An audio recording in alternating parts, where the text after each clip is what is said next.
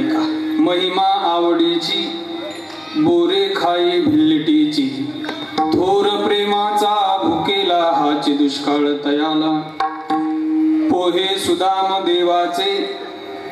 पोहे सुदाम देवाचे फके मारे कोरडीची थोर प्रेमाचा भुकेला हाची दुष्काळ तयाला न म्हणे उच्चिष्ट अथवा थोडे तुका म्हणे भक्ती पुढे थोर प्रेमाचा भुकेला हाचे दुष्काळ तयाला पांडुरंगा करू प्रथम नमन दुसरे चरण संतांची त्यांच्या कृपादानी कथेचा विस्तारू बाबाजी सद्गुरु दास तुका श्री ज्ञानेश भगवान विष्णु निवृत्तीर भगवान हरहा सोपानो भगवान ब्रह्मा मुक्ताख्या ब्रह्मचित्कला नमो सद्गुरु तुकया ज्ञानदीपा नमो सद्गुरु सच्चिदानंद रूपा नमो सद्गुरु भक्त कल्याण मूर्ती नमो सद्गुरु भास्करा पूर्ण कीर्ती सेवे लागे सेवक झालो तुमच्या लागलो निज चरणा अहो स्वामी तुकया देवा यावरी न करावा अवेरू संपाद ज्ञानम च विधाय भक्ती विलोकितोयन समाधिराज वैराग्यवंतम सुविचारयुक्तम नमामि जोगम शिरसा गुरुंतम बसलेला सर्वांना एक विनंती आहे जो श्लोक तुमच्या सर्वांच्या पाठांतरातला आहे तो एकदा सर्वांनी माझ्या सोबत म्हणा बसलेला सर्वांनी बसलेला गुरुर ब्रह्मा गुरुर विष्णू गुरुर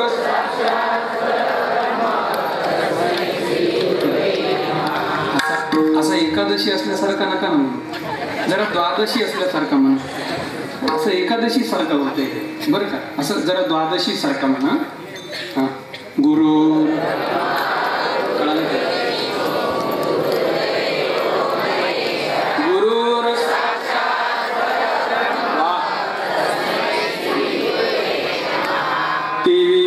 याच्या पुढचं म्हणू नका नाही तर आमचं काम पडणार नाही तेवी मी जे जे बोले ते प्रभू तुमचे शिकविले म्हणून अवधारी जो आपुले आपण देवा मस्तक हे पायावरी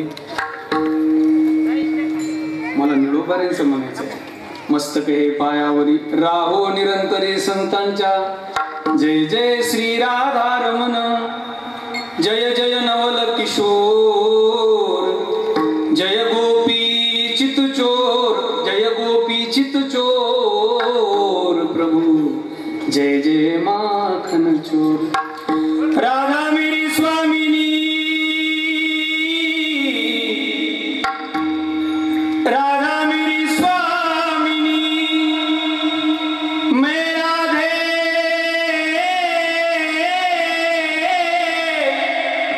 तेरो दास जन्म जन्म मोई दीजिए श्री वृंदावन को वास हे एवढ्या चांगल्या मंदिरात बसले यांचं काहीतरी म्हणू नाही अपरंपार है शक्ति तिहारी तुम बररी से त्यातल्या शनिवार अवध विहारी आपण हे कधी म्हणत नाही मी आज प्रयत्न करतो त्यातल्या त्यात शनिवार एवढं सुंदर दिसलं की ते म्हटलं पाहिजे अपरंपार है शक्ति तिहारी तुम बररी से अवध बिहारी राम भक्त मोहे शरण में लीजे कर दुखों से पार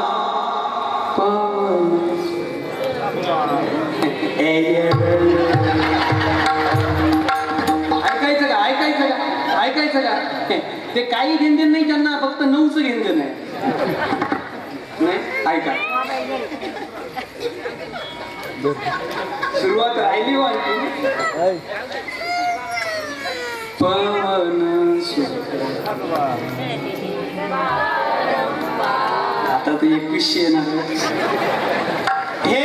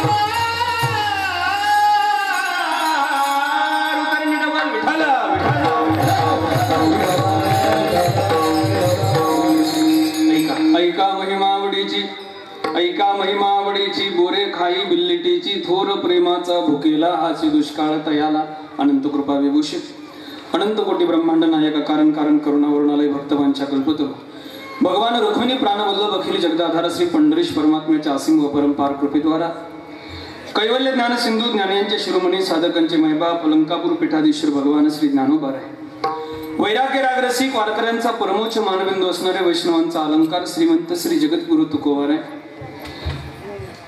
मधुराद्वैती कोटीतील उच्च साधू एक वितराग संत सर्व वारकरी संप्रदायामध्ये ज्यांना दादा म्हणून संबोधला गेलं ते श्रीमंत निवृत्तीनाथ भगवान आदी करून पंचक्रोशीतील सर्व भगवदनुरागी महान वैष्णवांच्या चरणावर साष्टांग प्रणिपात करून उपस्थित असणाऱ्या सर्व ज्येष्ठ श्रेष्ठ वारकऱ्यांच्या चरणारविंदी पुनश्च एकदा त्रिवार भावाने अभिवादन करून मला भगवत सेवेला प्रारंभ करायचा आहे. हनुमंतरायांच्या या प्रांगणामध्ये सुरू असणाऱ्या 28 वर्षा नाही का मागच्या पत्रिकेत 26 होतं वाटते त्याच्या वयात 28 वर्षापासून म्हणजे नेमकं माझ्या वयाचा असणारा तुमचा सप्ताह वय कमी करतो असं नाही अगदी एवढ्या सुंदर सप्ताह असणारा 28 वर्ष पदार्पण केलेल्या या सप्ताहामध्ये अत्यंत सुंदर परंपरा लाभलेल्या आहे डुबेरे नावाच्या गावामध्ये. इतिहासामध्ये पुराणामध्ये सुद्धा आपल्या नावाचा उल्लेख येतो. नक्कीच आपलं गाव पवित्र आहे. इतिहासाने सुद्धा आपल्या गावाची साक्ष घेतली आणि पुराणाने सुद्धा आपल्या गावाची नोंद घेतली. एवढं सुंदर गाव म्हणजे महाराष्ट्रामध्ये भोपळ्याचं झाड फक्त डुबेऱ्यालाच आहे असं मला आता ऐकायला मिळालं बरं का. पण माझं पुण्य असेल की मी नक्कीच अशा एवढ्या सुंदर पुरातन गावाला आलो. नक्कीच पुण्य संचयाशिवाय चांगल्या भूमीला पाय लागत नाही चांगल्या भूमीला येता येत नाही. या पद्धतीने एक तृतीय दिवसाचं कीर्तन पुष्प माझ्यासारख्या एका सामान्य साधकाकडे आलेलं आहे. ज्ञानोबाराय जगद्गुरु तुकोबाराय जशी बुद्धी देतील तसं या षष्टीच्या निमित्ताने आज आपण या अभंगावर चिंतन करण्याचा प्रेमाच्या स्वरूपाने चिंतन करण्याचा प्रयत्न करणार आहोत. सेवेकरता निवडलेला अभंग जगद्गुरु तुकोबारायांचा आहे. मला ना मॉनिटर प्लेन द्या नाही का. सेवेकरता निवडलेला अभंग जगद्गुरु तुकोबारायांचा. या अभंगामधून जगद्गुरु तुकोबाराय तुम्हा आम्हाला प्रेम सांगतात या एका शब्दावरून चिंतनाला प्रारंभ करण्याआधी काही जाणकार लोक जर बसले असतील तर मी नक्की आता पहिल्याच गोळीत ओळख तुम्हाला काय बोलायचंय ते. कारण आपा असं आहे की शास्त्र व्यासपीठावर कोणताही वक्ता असो शास्त्र असं म्हणतं वक्त्याने बोलत असताना 40 भागामध्ये बोललं पाहिजे. पण जर वक्त्याला 40 भागामध्ये बोलायला वेळ नसेल तर वक्त्याने 4 भागामध्ये बोललं पाहिजे. त्यातला पहिला भाग आहे प्रतिज्ञा, दुसरा परिहार, तिसरा प्रस्तावना आणि चौथं विशदीकरण. म्हणजे वक्त्याला सुद्धा काही शास्त्राने नियम घालून दिलेत पण वर्तमान वक्ता आपले नियम पाळत नाही. वक्ता श्रोत्यांचे नियम सांगेल, वक्ता टाळकऱ्यांचे नियम सांगेल, वक्ता सगळ्यांचे नियम सांगेल पण वक्ता वक्त्याचे नियम सांगत नाही. एक वाक्य बोलू का. काही वक्त्यांनी आपले नियम सुद्धा श्रोत्यांच्या डोक्यावर लादलेत. एक प्रमाण नेहमी देतात काही वक्ते. कीर्तनात बडबड करू नका. जर तुम्ही कीर्तनात बडबड कराल तर बेडूक होऊनी जन्मा. या कीर्तनी बडबड करेल जो कोणी बेडूक होऊनी येईल जन्मा. जर कीर्तनात तुम्ही बडबड कराल जाणकार लोकांना माझं कळेल म्हणून मी बोलतोय की जरा एकाग्रतेने ऐका. वक्ता सांगत असतो कीर्तनामध्ये जर कोणी बडबड करेल तर तो बेडूक होऊन जन्माला येईल. पण एक सांगू मुळात हा नियम पूर्व संतांनी श्रोत्यांसाठी दिलेलाच नाही. हा नियम वक्त्याचा नियम आहे. म्हणजे कीर्तनी बडबड श्रोत्यांनी केली तर नाही वक्त्यांनी केली तर म्हणजेच शास्त्राविरहित संत वाङ्मयाविरहित आणि पुराणाविरहित म्हणजेच प्रमाणाविरहित जे बोलणं असेल ते नक्कीच बडबड असेल. आणि अशी जर कीर्तनात कोणी बडबड करेल तर तो बेडूक होऊन जन्म. हे ज्याला कळालं त्याला कळालं. बाकीच्यांना महाप्रसाद तयार आहे. विठाला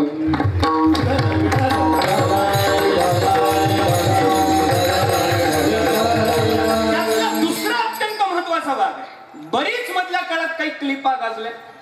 अप्पा काही लोक म्हणतात की या लोकांचं नाव का घेतलं पाहिजे वारकऱ्यांचं कीर्तनात जे गायनाला आहे त्याला प्रमाण आहे आपल्याकडे. वक्त्याच्या बोलण्यात दुसरा महत्वाचा भाग आहे त्याला परिहार म्हटलंय आणि शास्त्रामध्ये त्याला उपोद्घात असं नाव आलंय. यत् कार्यं भवन वा घटनस्ति तस्यच कार्यस्य कारणं यत् प्रतिपादनं तद उपोद्घातत्व.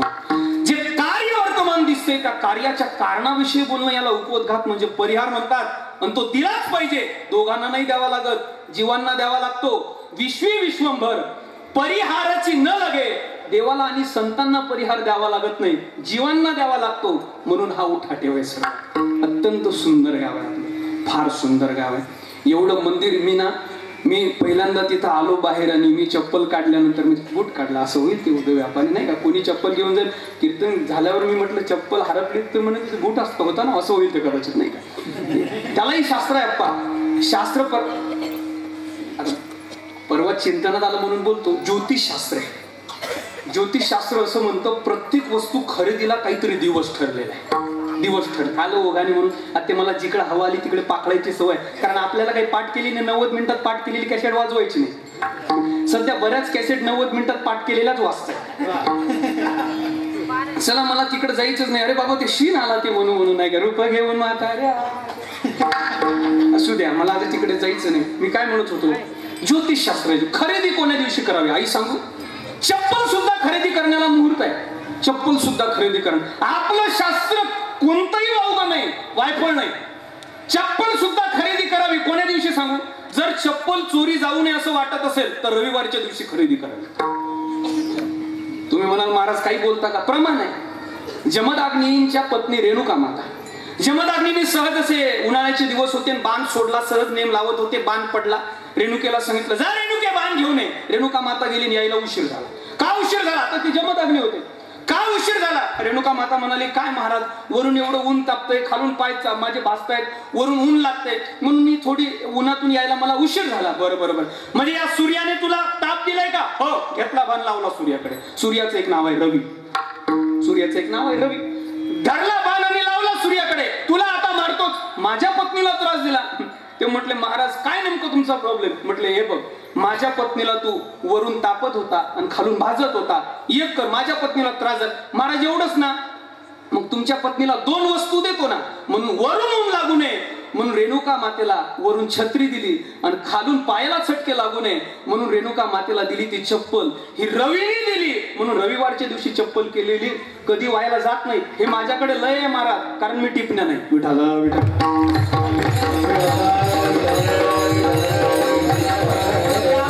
छोटी मौली नेहमी सांगतात ना, कंपनीचा माल आहे, कंपनीचा माल आहे, हातगाडीवरचा माल नाही बरं का दादा. फार अत्यंत सुंदर प्रभावाने परिहार बोलावा लागतो. परिहार वक्त्याने दिला पाहिजे. सुंदर मंदिर, अत्यंत ज्यांच्या नियोजनामध्ये मार्गदर्शनाने आपण मंदिर बांधलंय ते आपल्या या परिसराचे आधारस्तंभ वंदनीय श्री माननीय श्री प्रकाश भाऊजी वाजे तथा वर्तमान खासदार, लोकप्रिय खासदार आदरणीय खासदार श्री माननीय श्री राजा भाऊजी वाजे यांच्या या सर्व अथक प्रयत्नातून हे सुंदर मंदिर घडलंय. आज कीर्तनाला मोठी मेजवानी आहे. आमचे गुरुवर्य श्री रामरावजी महाराज ढोक बाबांच्या कथेला सुंदर झालर आणणारे आणि बाबांच्या कथेला सुंदरता प्रदान करणारे एक आपल्या परिसराचं वैभव वंदनीय हरिभक्तपरायण आमचे गुरुतुल्य असणारे हरिभक्तपरायण निळोबा महाराज सूर्यवंशी. एकदा आप्पासाठी गोड टाळ्या वाजवा. गोड नक्की नवोदित आमच्यासारखे कीर्तनकारांना वाटतं की आपल्या कीर्तनात गायला कोण असावं, वाजवायला कोण असावं. त्यापैकी अत्यंत प्रभावी आहेत आप्पा आहेत. इकडून ज्यांना पहाडी रागात ज्यांनी पहाडीच होता आप्पा नाही का, सुंदर. मला थोडं येते ते. इकडून मध्ये ज्यांनी मागे अत्यंत सुंदर कोरस केलं ते हरिभक्तपरायण विशाल. हे नाव लय मोठं आहे महाराष्ट्रात सध्या. आमचे मित्रच आहेत आदरणीय हरिभक्तपरायण विशाल महाराज. इकडून गायना करता उभे असणारे आदरणीय आमचे परममित्र अनिल महाराज. इकडून मृदंग साथी करता असणारे आदरणीय विकास महाराज. हे विकास नाव सुद्धा नाशिक जिल्ह्यातलं लय मोठं नाव आहे बरं का. आदरणीय विकास महाराजांनी ते मृदंग क्षेत्रातलंच नाव. एकदा खरंच टाळ्या वाजवावा. या टाळ्याच करतायत विकास महाराज. तुम्ही किती गोड, याला ओरिजिनॅलिटी म्हणतो. अत्यंत गावातले ही लहान लहान लेकरं एकदा यांच्यासाठी वाजवा टाळ्या. वेळ कमी आहे आपल्याकडे नाही का. सर्व सुंदर. मी ज्यांच्या पुढे चालत होतो ते आदरणीय सोबदार महाराज यांच्याही चरणावर दंडवत करतो. विनेकरी बाबा सर्वांच्या चरणावर दंडवत करतो. ज्यांनी आज माझी सेवा घेतली ते आदरणीय कीर्तन सेवा सौ सत्यभामा आई विठ्ठल वामने यांच्या स्मरणार्थ नाही, स्मरण माफ करा, त्यांची चिरंजीव ज्यांचा मगाशीच आम्हाला थोडा मेसेज आला होता ते आदरणीय योगेश भाऊ ना, योगेश भाऊ आदरणीय श्री योगेशजी विठ्ठलजी वामने तथा आमच्या आई सौ सत्यभामा विठ्ठल वामने यांच्याकडून ही कीर्तन सेवा माझ्यासारख्या एका सामान्य साधकाकडे आलेली आहे. त्यांच्याही चरणावर दंडवत करतो आणि अभंगाच्या पदापदाच्या चिंतनाकडे येतो. ज्या ज्या वेळेस भजन होईल त्या त्यावेळेस टाळी वाजवा. विठ्ठल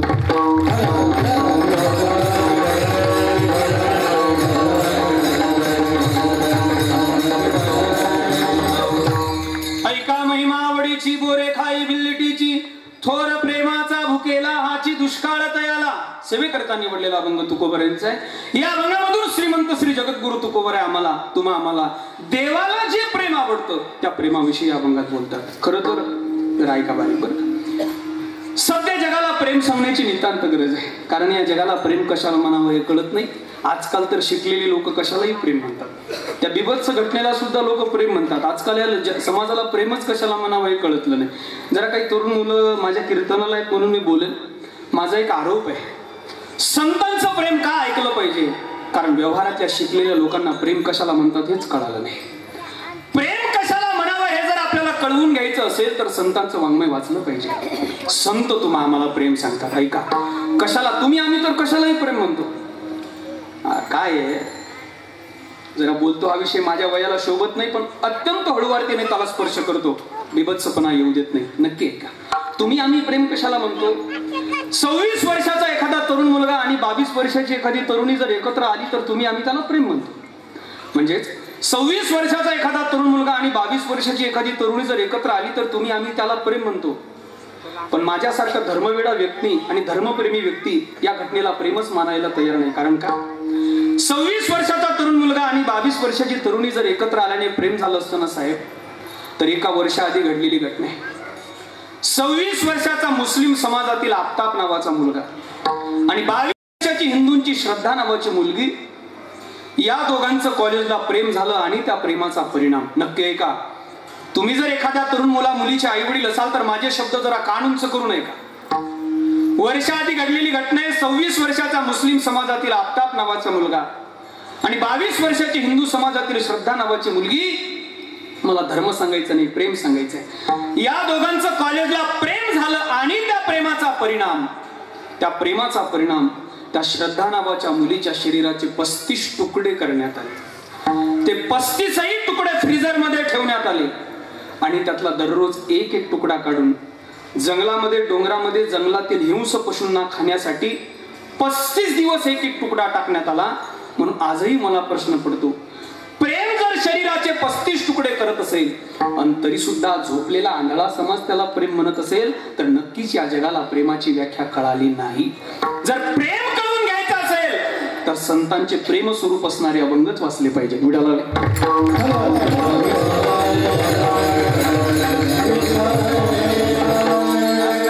लोक कशालाही प्रेम, एकमेकाला भेटले ना लोक ते लबाड लोक. जरा माझी भाषा कळते का आपल्याला? मला ते फार शुद्ध बोलता येत नाही. मी पक्का विदर्भातला. आता आमच्या विदर्भाकडे म्हणजे आपण माहित आहे, मले तुले कापेले काय अशी भाषा आमच्याकडे, मले तुले भाषा आमच्याकडे. आता ते आम्ही आळंदीला राहिलो म्हणून, नाही तर आम्ही आधी असेच होतो. आता मला फार शुद्ध बोलता येत नाही. आणि सध्या तर ते कीर्तनामध्ये फॅडच झाला. तुमच्या पुढे काय लिहावं? आता ते लिहिलं बाबा विदर्भ रत्नातला र पण नाही माझ्याकडे. हा, ते काय लिहावं म्हणून त्या पत्रिकेमध्ये स्पर्धा असतात. काय लिहा आमच्या पुढे? भाषा प्रभू येतून सतरंजी आथरा म्हणावं तर संतरंजी आथरावं म्हणतो भाषा प्रभू. कळालं तर घ्या, नाही तर रेंज तशी 4G नाही, गाडीची आहे. कळालं तर घ्या बरं का, नाहीतर मी घरी जाऊन येतो एकदा. ते भाषा प्रभू, आता ते शुद्ध बोलायचं सध्या फॅडच झालंय बरं का. मल्ला तुल्ला आणि ते आपल्याकडे कमी आहे पुरुषांकडे. या लाडक्या बहिणी आहेत ना, आता ते 1,500 पासून तर लय शुद्ध बोलायला लागलं. एवढ्या शुद्ध बोलतात. जरा बोलूच का 12वी त्या जुन्या ज्या म्हाताऱ्या स्त्रिया होत्या ना, त्या सहज साध्या सोपं बोलायच्या, मनाला लागायचे ते शब्द. आणखीन माझा शिकलेल्या लोकांवर आरोप आहे, आपल्या मूळ भाषेचं सौंदर्य शिकलेल्या लोकांनीच गमावलंय हो. अडाणी लोकांनी तर, न शिकलेल्या लोकांनी तर आपल्या भाषेचं सौंदर्य आज सुद्धा टिकून ठेवलंय. ते आपली मूळ भाषा बोलतात, जी आपल्या प्रांताची भाषा आहे. त्या जुन्या म्हाताऱ्या स्त्री आपली भाषा बोलायच्या, आला का वा असं भाषा बोलायच्या. आता ते आताच्या पोरी, अरे बापरे, बोलूच का? 12वीचे पेपर 3 वेळेस देते. कळालं तर घ्या, 12वीचे पेपर 3 वेळेस देते. मराठी विषय तिला 3 वेळेस निघत नाही. पण लग्न होऊन सासरला आली की तिची भाषा आहे का? आता काय हे कीर्तनातच सांगू? 12वीचे पेपर 3 वेळेस देते मराठीचे, पण लग्न होऊन सासरला आली की तिची भाषा आहे का? मलाणा सुमन मलाणा फार कामे आहे.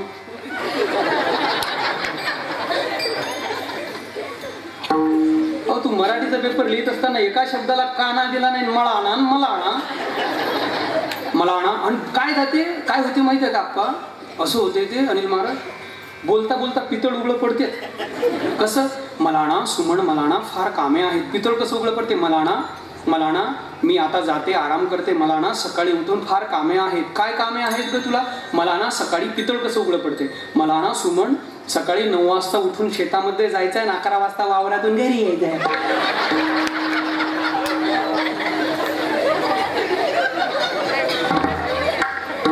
तुला जर वावरातूनच घरी यायचं होतं तर शेतात जायचं कुठं ना का केला? हे विनाकारण शुद्ध बोलायचं फॅड आहे. विठाला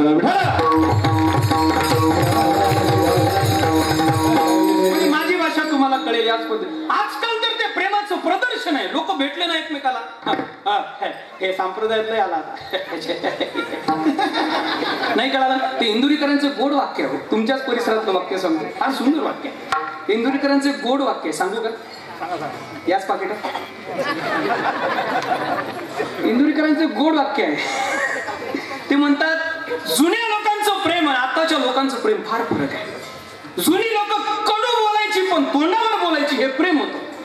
जुनी लोक, जरा बोला, जुनी लोक कडू बोलायची पण तोंडावर बोलायची, जुन्या लोकांचं प्रेम होतं. आता लोक बोलतात पण तोंडावर गोड माघारी. आपण आलो ना हेला झालं संप्रदाय. आता ते प्रेम नसते, आतून नम्रता नाही दाखवायची, ते वरच.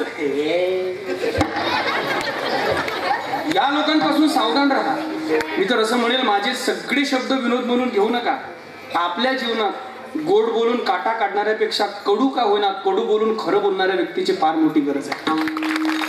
कडू बोलून खरं बोलणाऱ्या व्यक्तीची गरज आहे. या जगात कोणाचंही प्रेम कोणावर नाही साहेब. काय बोलताय तुम्ही? हो, ते राष्ट्रीय प्रवक्ते रामायणाचार्य श्री गुरु मोरारी बापू नावाचे संत आहे. एक पद नेहमी सुंदर म्हणतात की या जगात कोणाचंही प्रेम नाही. कोई किसी का नहीं रे झूठे, कोई किसी का नहीं रे झूठे, झूठे नाते हैं नातों का क्या, कसमें वादे प्यार वफा सब बातें हैं बातों का क्या. ऐसा है ना जब होगा मसीहा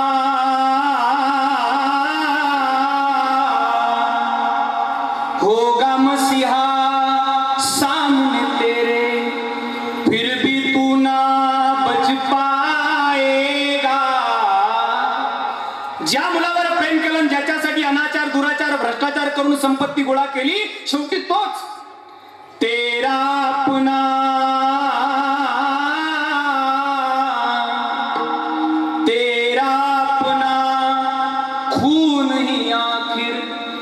तुझको आग लगाएगा.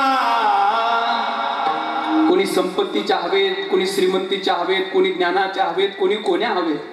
हवेत उडणाऱ्यांना तो कवी सांगतो, हे बाबा, हे तुझ्यावर खरं प्रेम करत नाही तर फार यांच्यासाठी उडू नको हवेत. तो कवी असा लिहितो, हे बाबा, आसमान में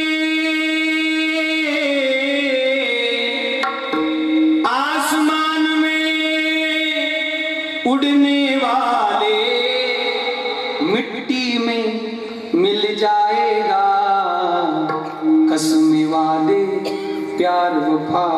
हे जग असं आहे, सुख में तेरे साथ चले और दुख में सब मुंह मोड़ेंगे. माझ्या भाषेत सांगू, दुख में सब रिटर्न गेर टाकेंगे, दुनिया वाले तेरा बनकर. मला यातलं भावलेलं शेवटचं वाक्य, या लोकांनी देवाला नाव ठेवायचं सोडलं नाही, संतांना त्रास द्यायचं सोडलं नाही, ते तुम्हा आम्हाला कुठून सोडतील साहेब. ज्याला अंतकरण असेल त्यालाच माझं वाक्य कळे. हे जग असं आहे, देते हैं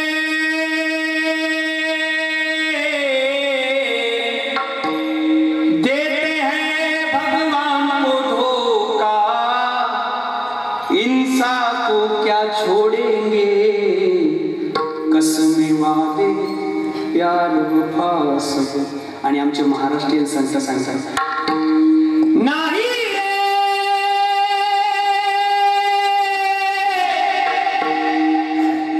एकदा साऊंडवाल्या दादासाठी जोरदार टाळ्या वाजवा. गोड. मी एवढा फिरलो नाशिक मध्ये, हे रत्न मला काय दिसलं नाही. कुठचं आहे रत्न? हा, टेक्निकली पण आपण पुढे. आता ऐतिहासिक होतो, पौराणिक होतो, पण ते फार गोड. काय नाव दादा तुमचं? सागर भाऊ. लयच गोड बघा. बघा शीन गेला माझा. मी एमपीच्या बॉर्डर वरून आलो, महाराष्ट्रातून 750 किलोमीटर प्रवास करून, पण शीन गेला. या जगात कोणाचंही प्रेम होणार नाही.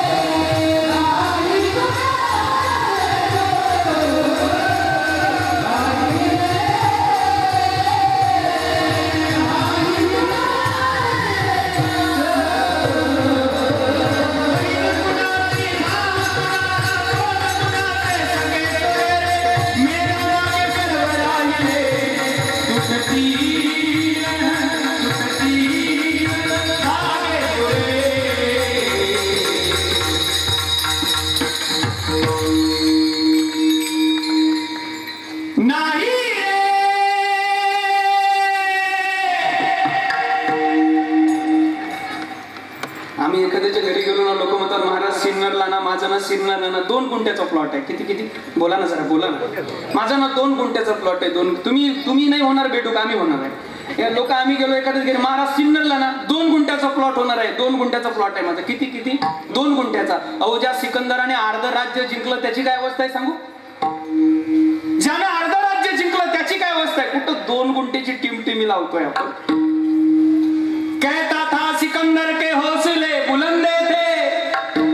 आता मला आवडतो माझे गुरुजी वंदनीय संतवीर गुरुवर तात्या महाराज करत. फार आवडते कवाली, फार. नका वाजवतो ना, मारतील मला ते पाहिलं. कहता था सिकंदर के हौसले बुलंदे थे. अर्ध राज्य जिंकलेलं पूर्ण राज्य जिंकायला निघालेल्या सिकंदराची अवस्था आहे. जब गया था दुनिया से दोनों हाथ खाली थे. जैसी करनी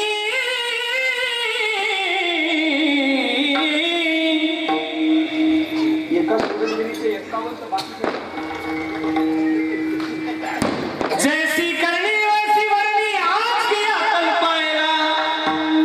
ज्यांना कळलं त्यांनाच कळलं. जैसी करनी वैसी वरनी आज किया कल पाएगा. आज जवानी पर रहने वाले बाद में धोखा खाएगा. चढता सूरज दिगे दिगे. हे आपल्याला कवालीला बोलवतील, कवाल्या लावायला लावतील नाही का? छात फेरो से बना असं म्हणे लावतील. तू यहाँ मुसाफिर है ये सराय पानी. 4 रोज की महिमा जिंदगानी तेरी जिंदगानी. आज समझ फिरे मौका हक तेरे आएगा. तो बुलंदी नींद सोने वाले मौका आएगा. सूरज दिखे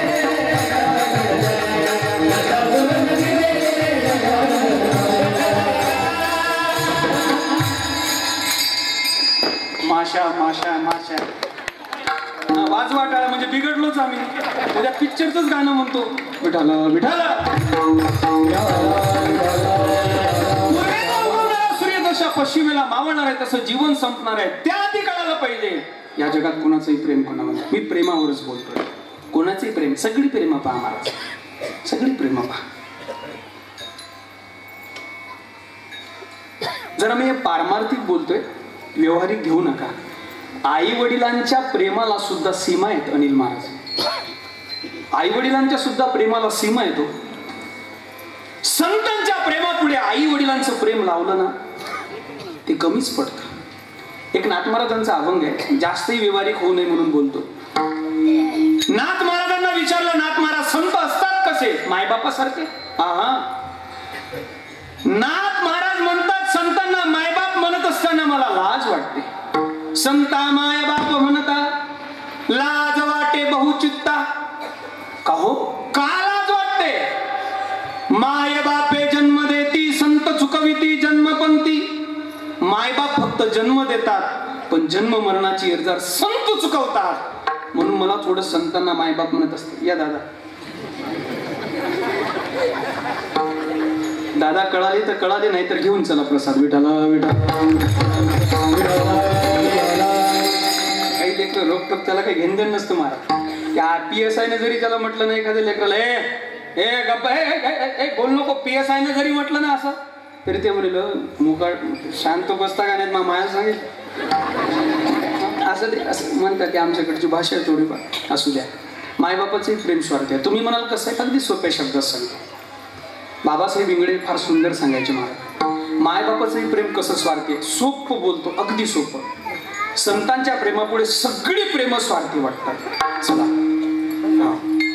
छोटं उदाहरण आहे, छोटं उदाहरण आहे. दादा तुमचं नाव काय? अरे वा, तुम्ही आपल्याच पक्षाचे आहे नाही का? पण आपलेही काही येडे गेलो कुठेतरी. तुम्ही आपल्या निवृत्ती भाऊ, तुमचं लग्न झालं का? झालं? वाटत नाही राजा.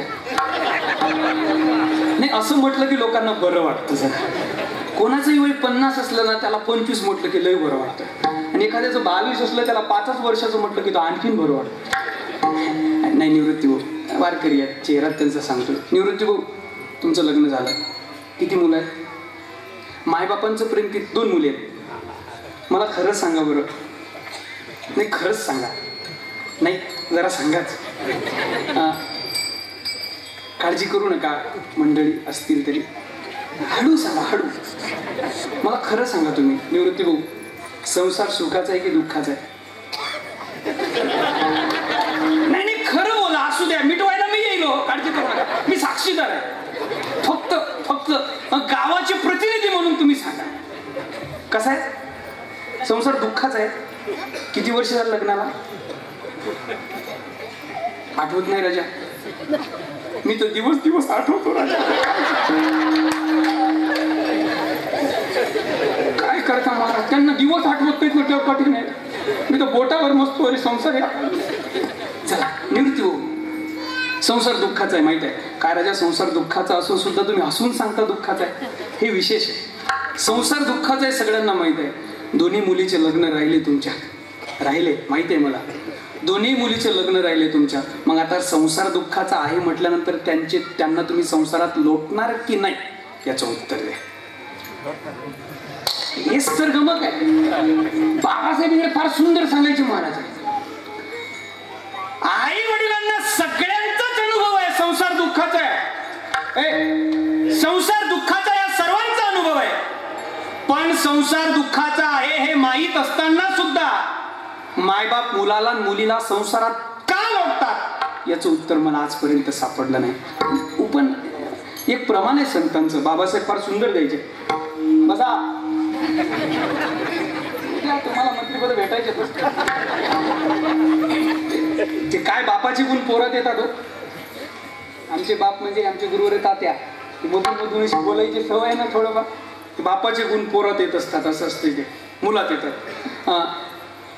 संसार दुःखाचा आहे सर्व मायबापांना माहित आहे. तरी सुद्धा मायबाप मुलाला मुलीला संसारात का लोटतात याच्यासाठी उदाहरण आहे. माये बापे सांभाळीती लोभा कारणे पाळीती. मायबाप सुद्धा मुलाचं संगोपन लोभासाठी करतात. बाबासाहेब इंगळे या या या प्रमाणावर दृष्टांत द्यायचे. सगळ्यांच्या पाठांतरातला सांगतो, भजन करा विठाला.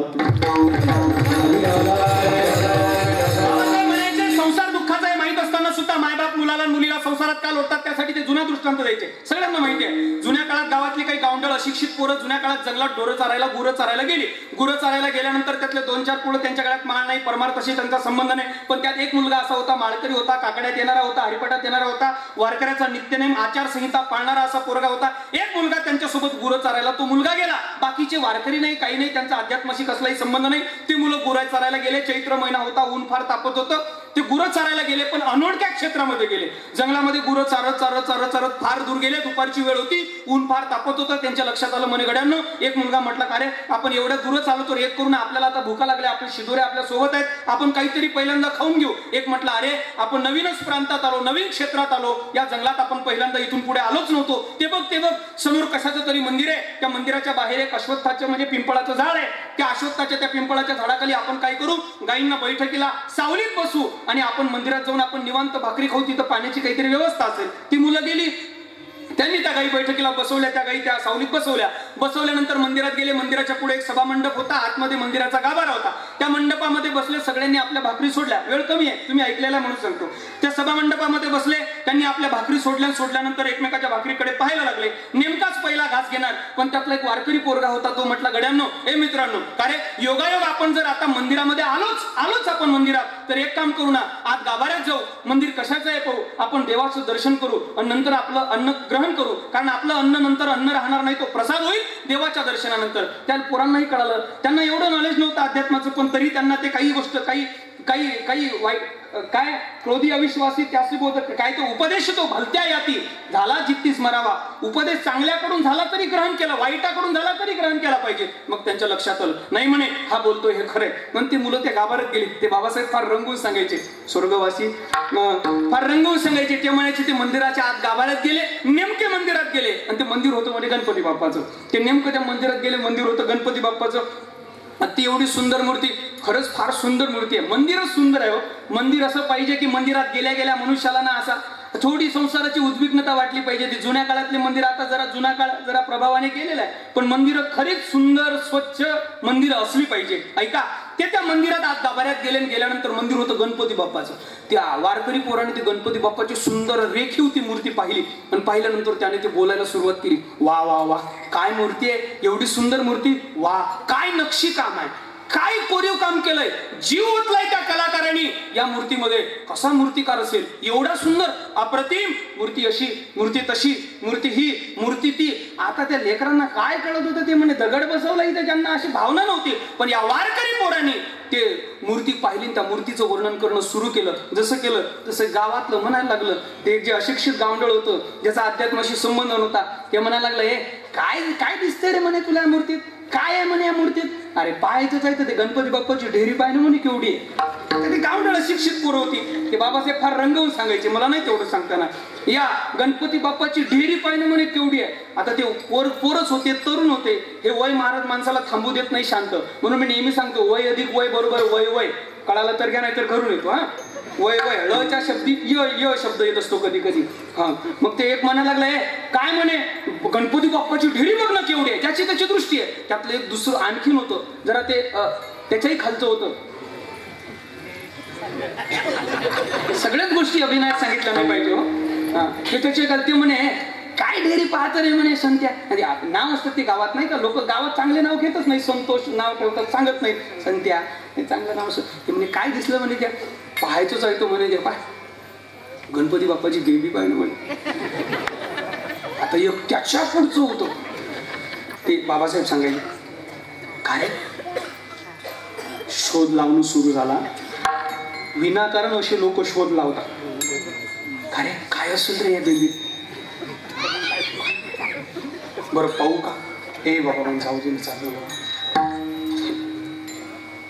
नाही म्हणे. उन्हाळ्याचे दिवस, पाषाणाची मूर्ती न राहता त्या पोराने त्या गणपती बाप्पाच्या मूर्तीच्या त्या बेंबीत बोट घातलं. त्या बेंबीत होता बाबा. कोण मला आपलं म्हणता आजार बाबा. का रे काय झालं रे. आता यानं म्हणावला, मला काहीतरी चावलंय बुवा, काहीतरी झालंय, मला काहीतरी डसलंय. ते म्हणे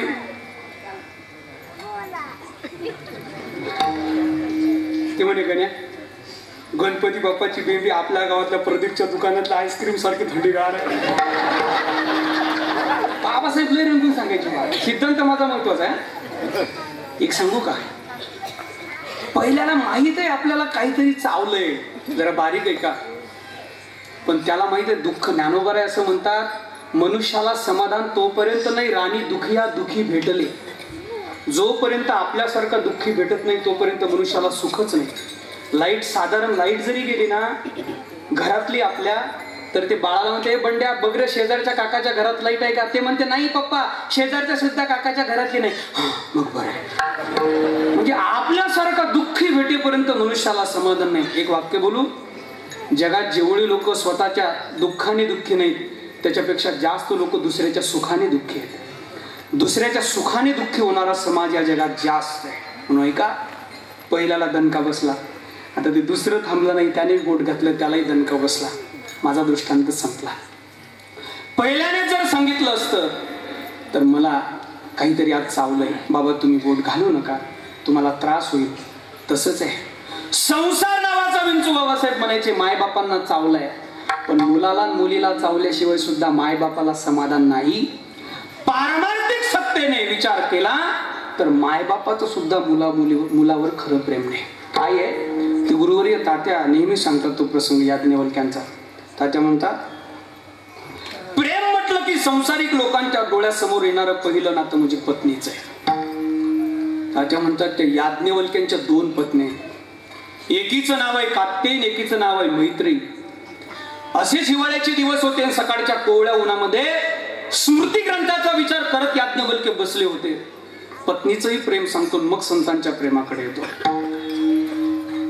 स्मृती ग्रंथाचा विचार करत याज्ञवल्क्य आपल्या झोपडीच्या समोर, फाटकी झोपडी, जेवढीच ज्यांची श्रीमंती जंगलामध्ये, ते याज्ञवल्क्य सकाळच्या कोवळ्या उन्हात बसले, स्मरण करतायत, ग्रंथ समोर आहे. आणि तेवढ्यात त्यांची मैत्री नावाची पत्नी दारात सहज झाडत झाडत आली, लोटत लोटत आली. याज्ञवल्क्यांचं लक्ष मैत्रीकडे गेलं. मैत्रीला याज्ञवल्क्यांनी विचारलं, मैत्री, जरा खरंच जे जे लोक संसार करतात ना त्याने हा प्रश्न नक्कीच ऐका, फार गोड प्रसंग आहे, कधीतरी हे पण ऐकलं पाहिजे. मैत्री, काय महाराज, मला तुला एक प्रश्न विचारायचा आहे. विचारा महाराज. मला एक प्रश्न विचारायचा आहे, विचारा महाराज. याज्ञवल्क्यांची श्रीमंती फक्त फाटकी झोपडी, आणि याज्ञवल्क्यांच्या दोन्हीही पत्न्या चक्रवर्ती सम्राटाच्या मुली आहेत. चक्रवर्ती सम्राटाच्या मुली फाटक्या झोपडीत संसार करतात, पॅकेज पाहून नाही. आणि याज्ञवल्क्यांनी सकाळी मैत्री झाडूत लोटत लोटत आली, विचारलं, मैत्री, मला तुला एक प्रश्न विचारा ना महाराज, विचारा मला प्रश्न. झाडू लोटला, विचारा महाराज. याज्ञवल्क्य मैत्रीला म्हणतात, मैत्री, मी तुला एका वाक्यात प्रश्न विचारतो, तू उत्तर सुद्धा एका वाक्यात दे. विचारा महाराज. नक्की पुरुष वर्ग आहे का? याज्ञवल्क्यांनी मैत्रीला प्रश्न केला, मैत्री, ए मैत्री, विचारा महाराज, तुझं जे माझ्यावर प्रेम आहे, तुझं जे माझ्यावर प्रेम आहे ते माझ्या सुखा करताय, डुबेरेकर, तुझं जे मैत्री माझ्यावर प्रेम आहे ते माझ्या सुखा करता आहे की तुझ्या सुखा करताय? नाही कळालं? परत सांगू, मैत्री, तुझं जे माझ्यावर प्रेम आहे ते माझ्या सुखा करता आहे की तुझ्या सुखा करताय? लयच मनावर घेऊ नका, नाही तर घरी गेल्यानंतर मैत्रीला विचारा, का ग मैत्री, तुझं जे माझ्यावर प्रेम आहे ते माझ्या सुखा करता आहे की तुझ्या सुखा करताय? ती म्हणेल, मेल्या गपझोप, आता सकाळी बघू. आणि यांचं प्रेम सांगायला का शास्त्र पुराण आणि याज्ञवल्क्य यांचं प्रेम सांगायला ओबीन प्रमाण सांगायला पाहिजे का? यांचं प्रेम त्या मी नेहमी सांगतो, त्या कोरोनाच्या काळातच कळालं. मालक जर नोकरीवरून घरी आले, यायचे असले कोरोनाच्या काळात, ते अर्ध सुरू झालं होतं ना, 8 तास 10 तास थोडं मोकळं झालं होतं, त्या काळात मालक जर नोकरीवरून घरी आले तर या घरातूनच म्हणायच्या मैत्री, घरातूनच म्हणायच्या, अहो तसे घरामध्ये यांचं प्रेम, अहो तसे घरामध्ये येऊ नका, बाहेरच पाण्याची बादली, 12वी 3 वेळेस, बाहेरच पाण्याची बादली ठेवलेली आहे ती तुमच्या मड्यावर. अरे खरं बोललो नाही, जरा खरं बोललो नाही, बाहेरच पाण्याची बादली ठेवलेली आहे ती तुमच्या अंगावर घ्या आणि नंतरच घरात या. मग तो म्हणायचा का ग माझी शूज कुठे काढू? म्हणे ते त्या कोपऱ्यात. माझे सॉक्स यांचं प्रेम सांगतोय त्या कोपऱ्यात. का ग माझी घड्याळ? ती भिंतीवर. का ग माझं पॉकेट? ते इकडे द्या. महाराज अंत्यविधीला गेलेला पती अपवित्र असतो पण त्याचं पाकिटच कसं पवित्र होतं का आणखी नाही कळालं नाही. विकास बुवा हे पाकिट म्हटलं ना की मला पण कोरोनाच आठवते. कारण आपलं कोरोनात कसं झालं होतं माहिती सांगूच का आप्पा एक दिवस रात्रीचे 12 वाजले 12:30 1 वाजला झोपच येत नव्हती. 1:30 वाजता घराच्या बाहेर आलो. आमची मंडळी आता आमच्या म्हणजे 12वी 5 वेळेस आमची मंडळी घराच्या बाहेर आली 1:30 वाजता रात्रीच्या. मी फिरत होतो गल्लीमध्ये. राग आला महाराज मला आणि मी गळ्यातली माळ भजन बंद कीर्तन बंद मंदिर बंद कोरोनाच्या काळात गळ्यातली माळ मी काढली रात्रीच्या 1:30 वाजता. आप्पा पुढचं वाक्य ऐकण्याआधी दगड फेकू नका. पहिल्यांदा वाक्य ऐका. रात्रीच्या 1:30 वाजता राग येत होता. कीर्तन बंद भजन बंद मंदिर बंद गळ्यातली माळ काढली. डुबेरेकर लई मोठे डोळे करून बघू नका हो. जप करण्यासाठी काढली. जप करत गल्लीत फिरत होतो आणि तेवढ्यात आमची पत्नी रात्रीच्या 1:30 वाजता घराच्या तुमच्याकडे त्या मराठवाड्यात तर काय ते लयच पत्नीला खूप नाव आहेत. भार्या अर्धांगिनी जाया. एक नवीनच आहे आमचं विराड ते लयच नवीन आहे. आमचं खटलं नाही आणि एक नवीनच नावाला आमच्याकडे विदर्भात जरा लक्षात असावं म्हणून सांगतो आमची ट्रॉली. खरंच नाव 1:30 वाजता आमची मंडळी घराच्या बाहेर ती म्हणायला लागली अहो आता आमच्या म्हणे अहो. म्हटलं काय? म्हणे तुम्ही झोपत का नाही? म्हटलं अगं मला ना झोपच येत नाही. मग म्हणे झोपीच्या गोळ्या घ्या. मी म्हटलं मी त्या 3 घेतल्या. मग म्हटली किती बारीक ऐकतात हे ऐकायलाच बसले.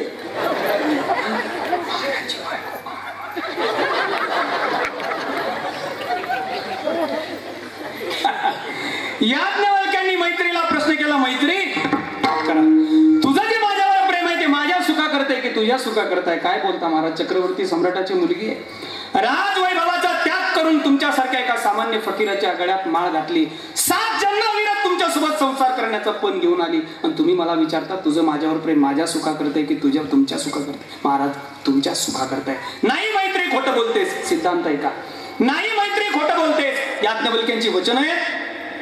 नवारे पत्युक्कामाय पती प्रियो भवती. मैत्री ऐक. नवारे पत्युक्कामाय पती प्रियो भवती. आत्मनस्तु कामाय पती प्रियो भवती. नवारे जाया या कामाय जाया प्रिया भवती. आत्मनस्तु कामाय जाया प्रिया भवती. नवारे पुत्रस्य कामाय पुत्र प्रियं भवती. आत्मनस्तु कामाय पुत्र. नवारे सर्वस्य कामाय. याज्ञवल्क्यांनी मैत्रीला सांगितलं हे मैत्री या जगाचा एक नियम आहे. नक्की ऐका. मी तुम्हाला संक्षिप्त अगदी थोडक्यात सांगतो.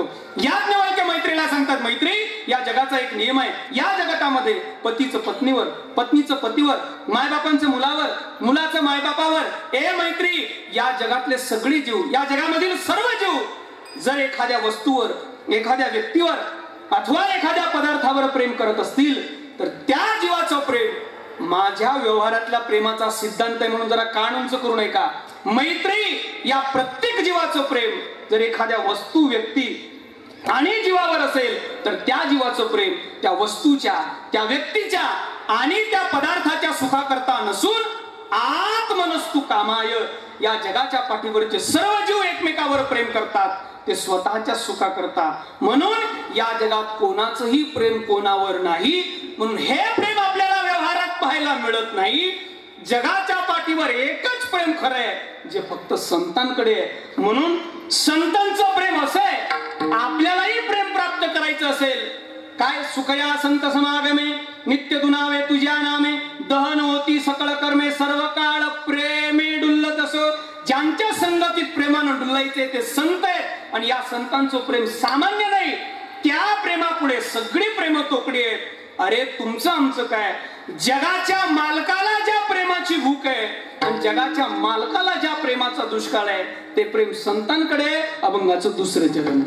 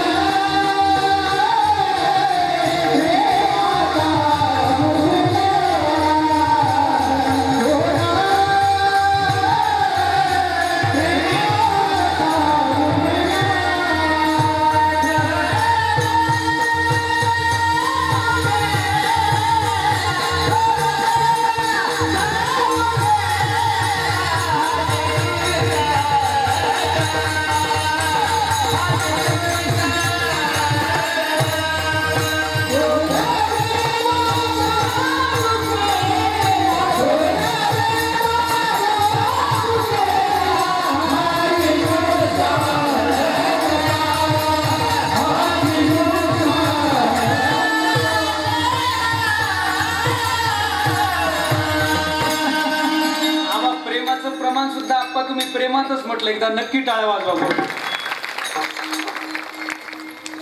थोर प्रेमाचा भुकेला हाची दुष्काळ. ज्याला कळत त्यांना चाल कळायचं प्रमाण म्हणून म्हटलं मी प्रेमात दिलं. विठाला विठाला. ज्या जगाच्या मालकाला सुद्धा ज्या प्रेमाची भूक आहे, ज्या प्रेमाचा दुष्काळ प्लेन द्या. जगाच्या मालकाला सुद्धा ज्या प्रेमाची भूक आहे, प्रेमाचा दुष्काळ जगद्गुरु तुकोबर आहेत ते प्रेम सांगतात. तुमचं आमचं प्रेम का देवावर कमी आहे? तुमच्या आमच्या प्रेमाची भूक त्याला आहे, प्रेमाचा दुष्काळ त्याला आहे का? तुम्ही आम्ही त्याच्यावर प्रेम करतो. तुमचं आमचं प्रेम फार तोकडे आहे, सोपं आहे. वेळ कमी आहे, जरा हे दृष्ट घड्याळ पुढे धावते म्हणून मी थोडं लवकर लवकर बोलतो. प्रेम तुमचं आमचं प्रेमही देवावर आहे. मग तुमच्या आमच्या प्रेमाची भूक त्याला आहे आणि तुमच्या आमच्या प्रेमाचाही दुष्काळ त्याला आहे का? अजिबात नाही. तुमचं आमचं प्रेम देवावर कसं आहे सांगू? आमच्याकडे एक मन आहे विदर्भामध्ये, आपलं तुमचं आमचं प्रेम देवावर कसं आहे सांगू? हे सगळे विधानसभेवाले खाली बसले नाही का? तुमचं आमचं प्रेमही देवावर आहे, पण कसं आहे सांगू का? त्या आमच्या विदर्भामध्ये एक मन आहे, अंगाला आला ताप, अंगाला आला ताप, देवमा बाप, अंगाचा गेला ताप, मी देवाच्या बापाच्या बापाच्या बापाचा बाप. जोपर्यंत तुमचं आमचं देवावर प्रेम आहे, तो म्हणजे तुम्हाला आम्हाला काहीतरी घ्यायचंय तोपर्यंतच प्रेम आहे. एकदा का वस्तू घेतली देवाचा विषय संपला. फार साधं जर सांगितलं झालं तर देवाच्या मंदिरात लोक गेले ना, एक साधारण परीक्षण आहे. साधारण देवाच्या मंदिरात लोक गेले ना, ते धनाढ्य एखादा व्यक्ती देवाच्या मंदिरात जावा आणि पेटीच्या समोर उभं राहावा आणि त्याने ते खिशातलं बंडल काढावं. तसं ते बंडलच असतं. ते खिशातलं बंडल त्याने काढावं. त्या बंडल मध्ये पहिली नोट असते. कितीची? पोरं हुशार किती? हा, एवढा सदन भाग म्हटल्यावर काय आता ते माझ्या याच्यात 100ची दिसणारच नाही म्हणे. ते पहिल्यांदा बंडल मध्ये पहिली नोट असते 500ची. ते टाकते का पोरं? टाकते का पेटीत? नाही. माग सारखे ना. दुसरी असते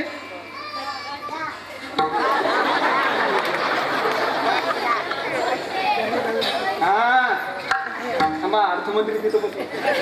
दुसरी असते हा ती टाकते का? नाही. तिसरी असते? टाकते का? नाही. बरं ठीक आहे. चौथी असते? टाकते का? टाकते का? नाही. पाचवी असते? टाकते का? सहावी असते? टाकते का? लगा आता ते किती कंजूस आहे लगा, 10 रुपये टाकत नाही तुम्ही. सप्त्याच्या पावत्या मला एकदा पाहू द्या किती आहेत काय. 10ची नोट जर लागत नाही म्हटलं.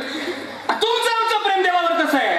अगदी जोपर्यंत स्वार्थ आहे. आता तर ते देवावरचं प्रेम एवढं सोपी केलं त्या उत्तरेतल्या बाबानं महाराष्ट्रात येऊन 1 लोटा जल सारी समस्या पाहल. एका तांब्यावर पाण्यात देव प्रसन्न. हे मी निंदा नाही करत. पंडित प्रदीपजी मिश्रा आणि पंडित धीरेंद्र शास्त्री यांनी असंघटित असलेला हिंदू संघटित केला. त्यांचं खरंच कार्य मोठं. एकदा टाळ्या वाजवा. पण एक सांगू, एका तांब्यावर पाण्यात देव प्रसन्न होतं हे वाक्य थोडं अलीकडचं आहे. मी पलीकडचं बोलतो. देवाला प्रसन्न होण्यासाठी एका तांब्यावर पाण्याची सुद्धा गरज नाही. देवाला फक्त प्रेमाची गरज आहे. थोर प्रेमाचा भुकेला. मग कोणतं प्रेम आहे महाराज की आम्ही सुद्धा त्याच्यावर आम्ही सुद्धा त्याच्यावर प्रेम करावं असं कोणतं प्रेम आहे? तर प्रेमाचे मधुसूदन सरस्वतींनी 3 प्रकार केले. कोणत्या प्रेमाची भूक आहे याचं महत्वाचं उत्तर मला या अभंगात द्यायचं आहे. कोण्या प्रेमाची भूक देवाला आहे आणि कोण्या प्रेमाचा दुष्काळ देवाला आहे? नक्की आहे का? नक्की आहे का?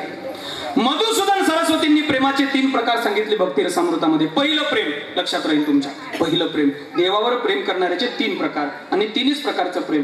पहिलं प्रेम सामान्य प्रेम, दुसरं प्रेम समंजस प्रेम आणि तिसरं प्रेम समर्थ प्रेम. कळेल तुम्हाला. परत बोलतो.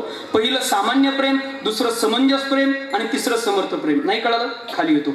कशाला म्हणावं सामान्य प्रेम? मत सुख सुखित्वम. ज्या प्रेमामध्ये स्वतःच्या सुखाचा विचार केलेला आहे त्याला म्हणा सामान्य प्रेम. दुसरे समंजस. कशाला म्हणावं समंजस? उभय सुख सुखित्वम. ज्या प्रेमामध्ये दोघांच्याही सुखाचा विचार केलेला आहे त्याला म्हणावं समंजस प्रेम. कळालं? तिसरं प्रेम आहे समर्थ प्रेम. कशाला म्हणावं समर्थ? सुख सुखित्वम.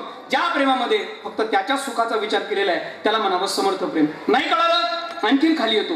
सामान्य प्रेमामध्ये स्वतःच्या सुखाचा विचार आहे, समंजस प्रेमामध्ये दोघांच्याही सुखाचा विचार आहे आणि समर्थ प्रेमामध्ये त्याच्याच सुखाचा विचार आहे. नाही कळालं? आणखीन खाली येतो. भागवताच्या दशमस्कंदामध्ये या प्रेमाची 3ही उदाहरणं आहेत. पहिलं प्रेम सामान्य प्रेम केलं कुब्जेनी, समंजस प्रेम केलं देवाच्या 16,108 पत्न्यांनी आणि समर्थ प्रेम केलं गोकुळातल्या गोपींनी. नाही कळालं?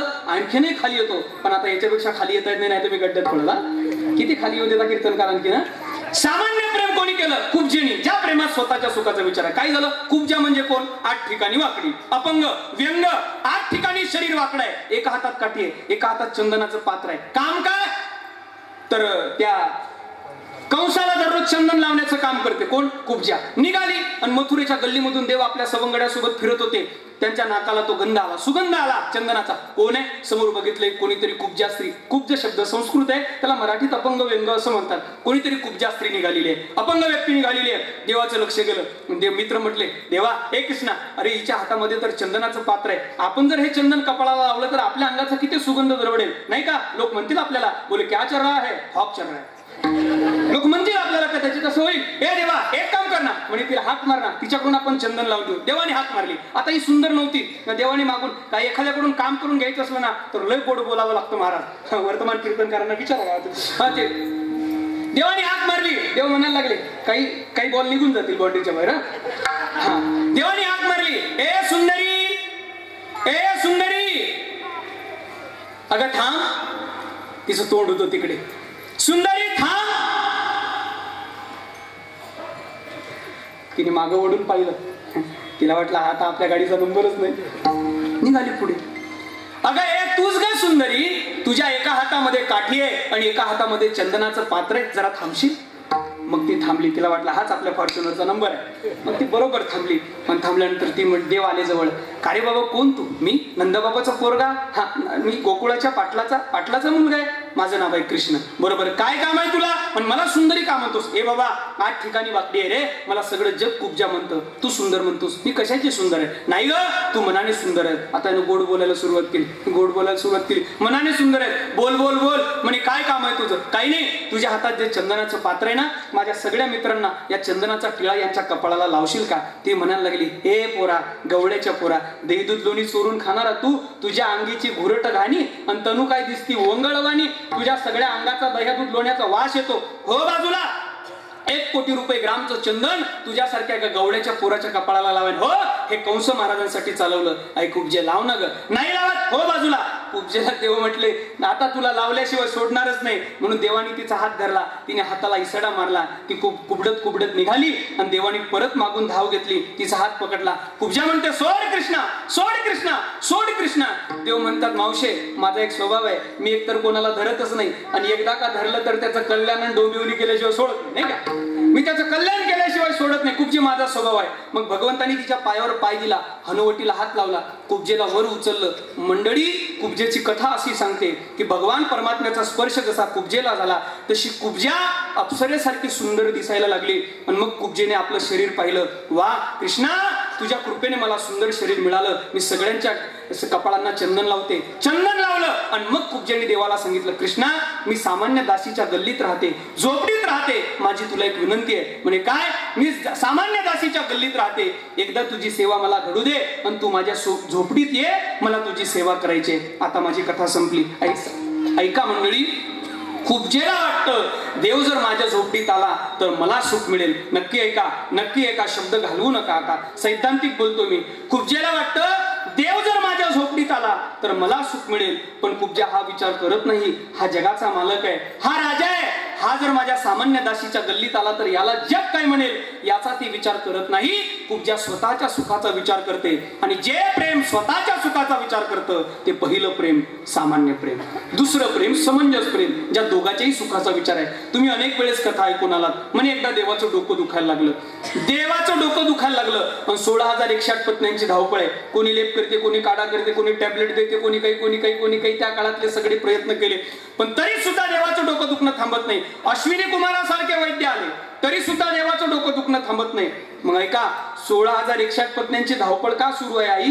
कारण त्या पत्न्यांना वाटतं देवाचं डोकं दुखणं थांबलं म्हणजे देवाला सुख मिळेल आणि देवाला सुख मिळालं म्हणजे आम्हाला सुख मिळेल. अशा दोघांच्याही सुखाचा विचार ज्यात आहे ते प्रेम समंजस आहे, जे भगवंताच्या पत्न्यांनी केलं. पण एक मंडळी तुम्हाला सांगतो, देवाला जे स्वतःच्या सुखासाठी केलेलं प्रेमही आवडत नाही आणि देवाला दोघांच्या सुखासाठी केलेलं प्रेमही आवडत नाही. याच्याकडे पंढरपूरला लाखो समाज येतो पण हा याच्याकडे येणारा समाज स्वतःचं दुःख आणि स्वतःचं सुख साधण्याकरताच येतो. पण कधी कधी काही भक्त याचे असे की जे स्वतःच्या सुखाची पर्वा न करतात त्याच्याच सुखासाठी सदा धडपडत. आमुची भाव आहे तुझं देव पण देवा, आम्ही आहोत म्हणून तुला देव पण आहे. ए देवा, तुझ्या सुखाकरता सर्वस्व प्रदान करणारे काही संत आहेत का कोणी? हो. असं प्रेम केलं का कोणी? केलं ना. समर्थ प्रेम म्हणतात त्याला. आणि ते गोपींनी केलं. काय झालं? नारद आले. काय होते देवा? डोकं दुखते. नारदा उपाय सर्व झाले. नारदा उपाय, आता एकही उपाय राहिला नाही. एखादा असेल ना देवा डोक्यात, सगळ्यांना माहिती आहे ती कथा. एकच उपाय म्हणे काय? माझ्या भक्ताच्या पायाची माती माझ्या डोक्याला औषध म्हणून लावायला आण. नारद गेले. नारदाला वाटलं आता लाख रुपयापर्यंत पाकिट आले तर चांगला मोठा एखादा भक्त असेल. नारद गेले. नारदा म्हटलं एवढी भक्तांची मांदी आली नाही का? आस्थेच्या महापुरी विगत, ज्ञानोबरांच्या भाषेत आस्थेच्या महापुरी विगताती कोटीवरी परी प्राप्तीच्या पहिलं तिरी विपाईला निघे आणि तो बिना पाकिटवालाच निघे.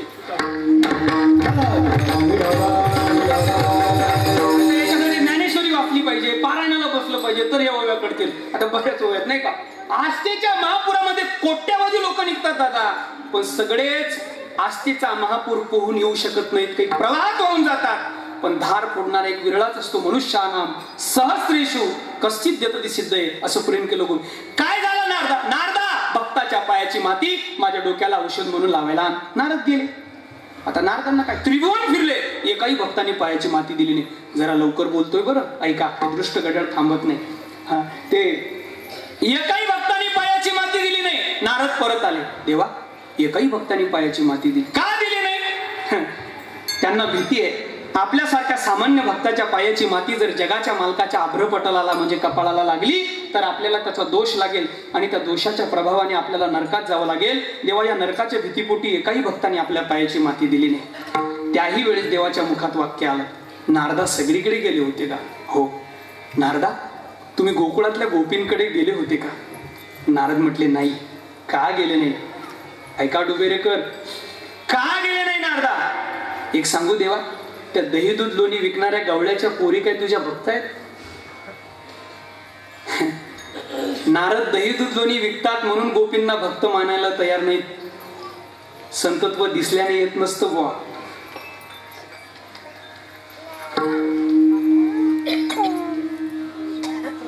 भक्त असणाऱ्या नारदांना गोपी संत आहेत हे कळालं नाही. तुमच्या आमच्या सारख्या जनतांना संत कुठून कळतील.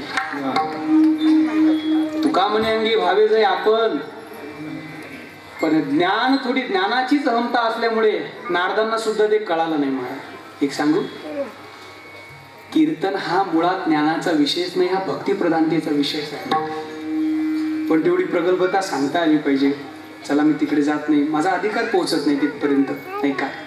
नारदा गोपींकडे नाही गेलो का, दही दूध लोणी. अरे नारदा आपलं काम आहे, एकदा जाऊन तर बघ. नारद गेले. त्या गोपी निधिवनात भगवंताच्या आलापात रडत होत्या आणि रडून रडून त्यांचे अश्रू सुद्धा आता सुकले होते आणि त्या अश्रूचे वन त्यांच्या गालावर दिसत होते. नारदांना येताना पाहिलं. एक सखी म्हटली, ए सखे अगं ते बघ. एक गवळण म्हटली, सखे अगं ते बघ, ते नारद येताना दिसतायत. नारदच आहेत का बघ ग, त्यांच्या हातात विनय वर शेंडे. अगं हो नारदच आहेत. यांनी फुलं तोडले, नारदांच्या स्वागतासाठी गेले, नारदांचं स्वागत केलं, बसायला उच्च आसन दिलं आणि स्वतः गोपी खाली बसल्या. खाली बसलेल्या गोपी नारदांना विचारतात, ओ नारदा तुम्ही महावैष्णव आहात, तुमचं येण्याचं कारण काय आहे. नारद म्हटले, पोरींनो. नारद गोपींना पोरीच म्हणतात, पण या कथेच्या नंतर गोपींचा अधिकार कळाला आणि त्या गोपींवर स्वतंत्र ग्रंथ लिहिला. त्या ग्रंथाचं नाव आहे नारद भक्तिसूत्र नावाचा ग्रंथ. सगळी सूत्र गोपींवर आहेत. नारद म्हणतात, ए पोरींनो मी कृष्णाचा निरोप घेऊन आलो. काय निरोप सांगितलं नाही, निरोप घेऊन आलो असं म्हटलं की एक गवळण खाली बसली होती. असं स्टेज असेल कदाचित ते. एक गवळण खाली बसली होती. ती गवळण ताडकन उठून उभी राहिली. ती गवळण म्हणायला लागली, ओ नारदा त्या काळ्याचा निरोप सांगू नका, त्या मेल्याचा निरोप आम्हाला ऐकायचं नाही, त्या किसण्याचं नाव सुद्धा आमच्या पुढे का, त्याचं नाव सुद्धा आमच्या पुढे. नारद म्हटले, अगं तुझ्या जिभेला काही हाडबीड, जिभेला हाड नसतोच म्हणा, तुझ्या जिभेला काही हाडबीड आहेस का नाही. देवाला काळ्या म्हणतेस, मेल्या म्हणतेस, किसण्या म्हणतेस, तुला काही कळतं का नाही. ती म्हटली, ओ नारदा तुम्हाला माहित नाही त्याने आमच्या सोबत काय केलं. काय केलं, ज्या वेळेस त्याला घ्यायला अक्रू काका आले होते गोकुळामध्ये आणि तो आम्हाला सोडून जात होता. अक्रू काका नेणार आहेत म्हणून अक्रूला शिव्या देणार आम्हीच. अक्रूरा चांडाळा तुझं कोणी धाडिले का, घात करू आलासी वदसी सकाळा. हे अक्रूरा नाव तुझे, हे अक्रूरा, हे अक्रूरा नाव तुझे तैसी न करणी. ओ हे अक्रूरा तुझं नाव जसं आहे तसं वागणं नाही. आमच्या कृष्णाला नेऊ नकोस. न्यायचंच असेल तर अगोदर आमच्या अंगावरून रथ घेऊन जा. भूमी पडल्या ब्रजबाडी कोण त्या सांभाळी, नयनीच्या उदकाने भिजली धरणी. संपूर्ण गोकुळ नारदा आमच्या नयन अश्रूंनी भिजलं होतं. आणि त्यावेळेस देव रथात चढले, रथी चढले वनमाळी आणि अक्रूर काकाला म्हणायला लागले, वेगी हाके रथासी. अक्रूर काका रथ हाकणार होते, पण अक्रूर काका म्हटले, देवा त्या गवळणी रथाच्या पुढे त्या घोड्याच्या टापाजवळ आडव्या पडलेले, त्यांच्या अंगावरून रथ नेऊ कसा. हा गवळणी पुढे. त्याला असं कळालं नारदा, तो रथाच्या खाली उतरला नाही. तो रथावरूनच उंच टाचा करून आम्हाला बोलायला लागला. तो म्हणायला लागला, हे गोपींनो का पुढे रथाच्या पडल्या, डोकं आहेत का तुम्हाला, कळतं का काही, व्हा रथाच्या बाजूला. नारदा त्याचे शब्द म्हणून आम्ही रथाच्या बाजूला झालो आणि आम्ही जसं रथाच्या बाजूला झालो तसं तो आम्हाला म्हटला, गोपींनो काळजी करू नका, मी तुम्हाला भेटायला येतो, मी तुम्हाला भेटायला येतो म्हणून निघून गेला, आजपर्यंत परत आला नाही. काय म्हणून आम्ही त्याला काळ्या नाही म्हणून असं म्हणतात. त्याने 16,108 लग्न केले.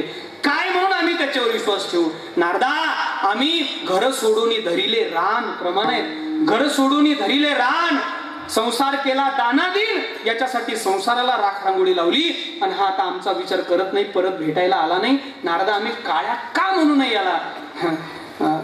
एक गवळण प्रेम कसं असतं सांगू. आता प्रेमाचा प्रभावही कळायला फार परवा कळालेला एक थोडासा सिद्धांत सांगतो. ती शेजारी एक गवळण बसली होती हिच्या. ती शेजारची गवळण या बोलणाऱ्या गवळणीला म्हणत होती, अगं सखे मगापासून फार बोलते ग, तू त्याला फार बोललीस, खरंय तुझं, तो परत आला नाही. एक सांगू का, पण त्याने निरोप पाठवला. काय निरोप पाठवला, त्याचे शब्द आजपर्यंत आले नाहीत आणि ते नारदाने आणले. तेवढे शब्द तरी ग्रहण करून दे, हे प्रेमाची सीमा आहे महाराज. तेवढे शब्द तरी ऐकू दे, तेवढे शब्द तरी ऐकू दे. असं म्हटल्यानंतर नारदा सांगा त्याचा काय निरोप आहे. असं जसं म्हटलं, सांगा नारदा काय त्याचा निरोप आहे. असं म्हटल्यानंतर नारद म्हणायला लागले, पोरींनो देवाचं डोकं दुखते, त्याने तुमच्या पायाची माती डोक्याला औषध म्हणून लावायला मागितली. काळजी करू नका, सिद्धांत सांगितला, फक्त 2च दृष्टांत आहेत अभंगात, फक्त सिद्धांत मोकळा करतो. तुमच्या पायाची माती डोक्याला औषध म्हणून लावायला मागितली, त्याचं डोकं दुखतंय असं म्हटलं की जी गवळण काळ्या म्हणत होती ती गवळण ताडकन उठली. ते म्हणायला लागली, हो नारदा. एका गवळणीला म्हणायला लागली, चंद्रावळे काय बघतेस, घे तो घट, जा यमुनेत आण पाणी. एक गवळण धावत यमुनेत गेली, तिने घट भरून आणला, हिच्या हाती दिला, हिने मातीवर ओतला, पायाने चिखल केला, चिखल हातात घेतला, नारदांच्या हातात दिला. नारदांना सांगितलं, हो नारदा आता थांबू नका, जा पळा निघा, थांबू नका. त्याचं डोकं दुखत असेल, त्याला वेदना असतील, तो फार कोमल आहे, त्याला दुःख सहन होत नाही, निघा नारदा, पळा नारदा, जा नारदा. नारद म्हणतात, हीच आहे ती, आताच काळ्या म्हणत होती, आताच मेल्या म्हणत होती आणि आताच किसण्या म्हणत होती. खरं तर हे असंच प्रेम असतं, जे एका क्षणात भांडतं, खरं प्रेम तेच आहे, जे एका क्षणात भांडतं दुसऱ्या क्षणामध्ये भांडण संपवतं. जगाच्या पाठीवरचं ते खरं प्रेम आहे. नारद म्हटले, पोरींनो, पण तुम्हाला काही कळतं का? शेवटचा सिद्धांत आहे. पोरींनो, तुम्हाला काही कळतं का? म्हणे काय? तुमच्या पायाची माती जर जगाच्या मालकाच्या कपाळाला लागली तर तुम्हाला नरकात जावं लागेल. गोपींनी दिलेलं उत्तर आहे, डुबेरेकर आहे का? गोपी म्हणतात, ज्या प्रेमामध्ये त्याच्या सुखाचा विचार केलेला आहे ते समर्थ नावाचं प्रेम आहे. गोपी म्हणतात, नारदा, आमच्या पायाच्या मातीने जर त्याचं डोकं दुखणं थांबत असेल, आमच्या पायाच्या मातीने जर त्याला समाधान आनंद मिळत असेल आणि आमच्या पायाच्या मातीने जर त्याला सुख मिळत असेल तर त्याच्या सुखाकरता असा एक नरक काय सांगता? आम्ही हजारो नरक भोगायला तयार आहे. हे गोपींनी केलेलं प्रेम म्हणजे समर्थ नावाचं प्रेम आहे. हे गोपींनी केलेलं प्रेम म्हणजे समर्थ नावाचं प्रेम आहे. आणि तुम्हा आम्हाला निव्वळ देवाच्या सुखाकरता प्रेम करता येत नाही, याच प्रेमाची त्याला भूक आहे. थोर प्रेमाचा भुकेला हाची दुष्काळ. हा अभंग फक्त 2 दृष्ट आहेत, एक शबरीचा आहे आणि एक सुदामजीचा आहे, तो आपण नेहमीच ऐकतो. थोर प्रेमाचा भुकेला, याला समर्थ नावाच्या प्रेमाची भूक आहे. काय ते प्रमाण गाजते हो, बोलू का? किती प्रेम केलं गोपींनी, दासनारायण नावाच्या संतांनी रेखाटलं.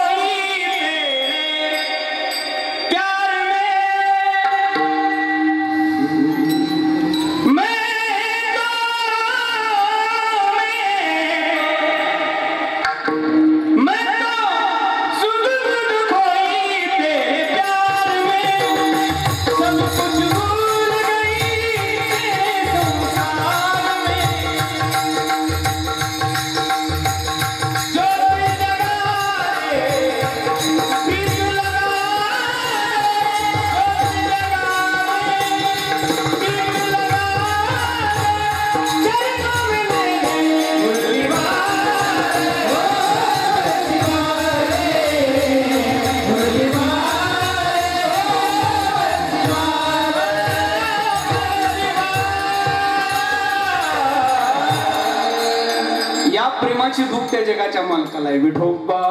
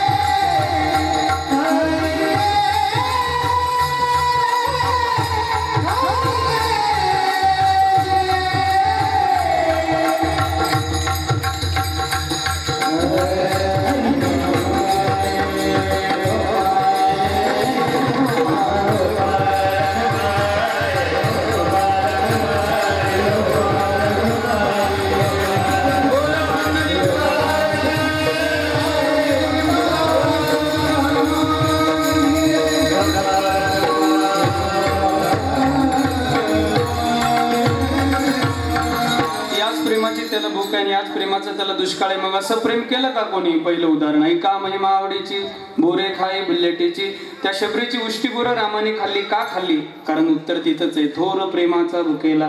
भिल्ल समाजात जन्माला आलेल्या शबरीची सुद्धा उष्टी बोरं माझा राम खातो. का खातो?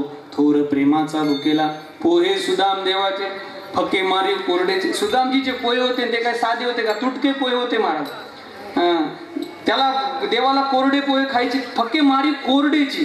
देवाला कोरडे पोहे खायची गरज नव्हती महाराज. त्याला 16,108 होते. आपल्याला एक असते तेच कोरडे खाऊ देत नाही. त्याला कोरडे पोहे खायची गरज नव्हती. तो म्हणू शकला असता सत्यभामे, रुक्मिणी, कालिंदी, मित्रवृंदे, अगं ऐकलंस का माझ्या मित्रांनी पोहे आणले, जरा बारीक कांदा चिरून घे. असं किती महाग झाला तरी नाही का असं म्हणू शकले असते. महाग तसा झालाच नाही. सुदामजीचे कोरडेच पोहे देवांनी का खाल्ले? उत्तर तिथंच आहे. थोर प्रेमाचा भुकेला. हाचे दुष्काळात तुकोबारे म्हणतात, न म्हणे उच्चिष्ट अथवा थोडे. उच्चिष्ट शबरीचे आणि थोडे सुदामजीचे. तुका म्हणे भक्ती पुढे. थोर प्रेमाचा भुकेला. हाचे दुष्काळात याला ज्ञानेश्वर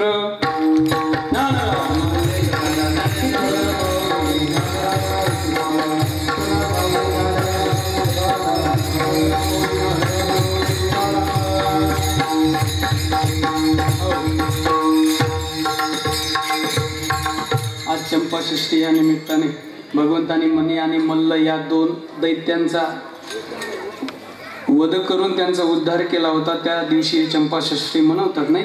ते आता बरेच व्यवहारातले पद कोणी लिहिलेले म्हणतात, पण आता ते काही जास्त मला ते नाही का. रूप घेऊन म्हाताऱ्याच असं आहे ना, आज ऐकलं होतं ते आलं होतं. रूप घेऊन म्हाताऱ्याच गेला बानूच्या मेंढ्या राखण्याला.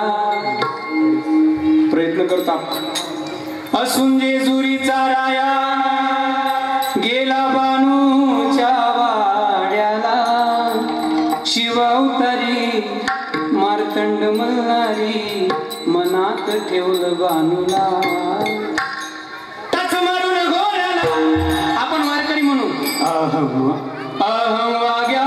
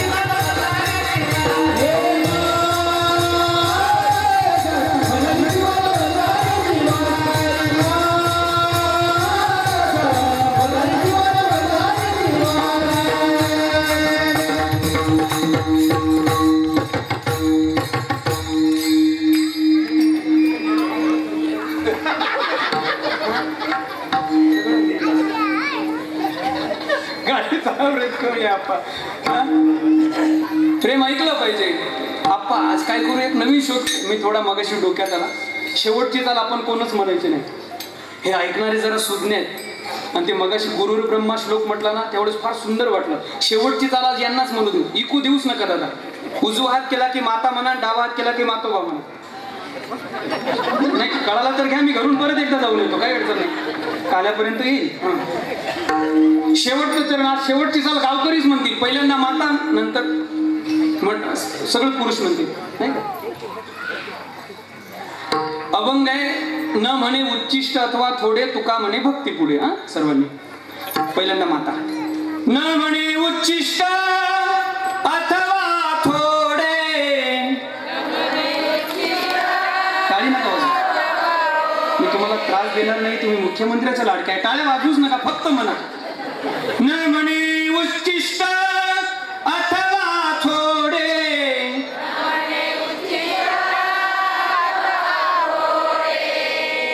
तरी काही मागच्या म्हणत नाहीत. काही मागच्या म्हणतात शाशा भाषा शाशा भाषा आशा भाषा भाषा बा 2100 भाषा भाषा बा. सगळ्यांनी जर म्हटलं ना आणखीन गोड वाटते कॅमेरावर दादा नक्की शूट करा बरे.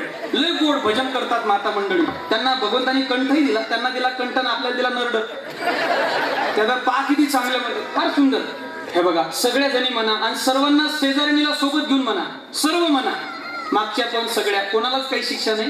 तुम्हाला तुमच्या शेजारींची शपथ आहे. सगळ्यांनी म्हणा न म्हणे उच्चिष्ट अथवा थोडे.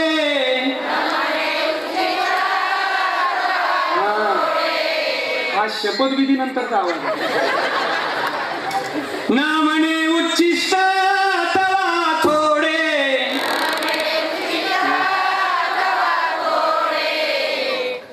तुका म्हणे भक्ती पुढे.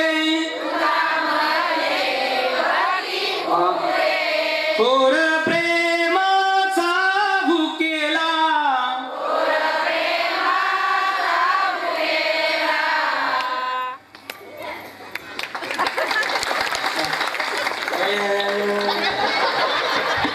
आपल्याला चांगलं ऐकलं की टाळ्या वाजवताच येत नाही. सांगावंच लागतात वाजवा टाळ्या. आपलं कसं काम आहे. यांना काही लागत नाही हो आप्पा. संसार एवढा सोपा आहे ना. यांचं फक्त कौतुक.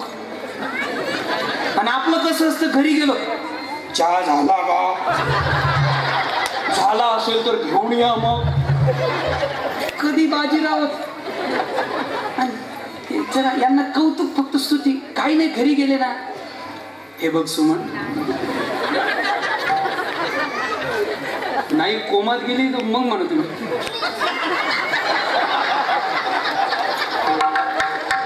हे बघ सुमन फार कष्ट करतेस तू.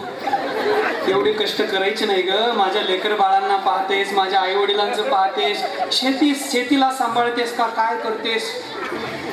5 लिटर दुधाचा चहा एकट्यालाच करते. काही नाही. जरा आपलं रटाळ जगणं थोडं कमी करा.